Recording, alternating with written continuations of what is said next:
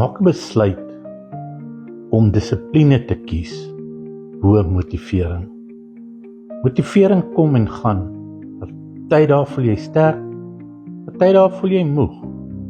Maar God het jou nie geroep om deur gevoelens te leef nie. Hy het jou geroep om deur geloof te leef. Jakobus 2:17 sê, soos ook die geloof, as dit geen werke het nie, in sigself dood. Ware geloof beweeg. Ware geloof is gehoorsaam. Ware geloof hou aan, selfs wanneer jy nie meer lus voel nie. Onthou dit. Romeine 8:11 sê, die Gees wat Jesus uit die dood uit opgewek het, woon in jou. Dit beteken nie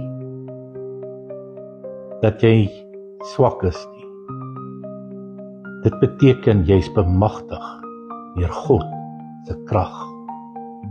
Filippense 4:13 sê, ek is tot alles in staat deur Christus wat my krag gee.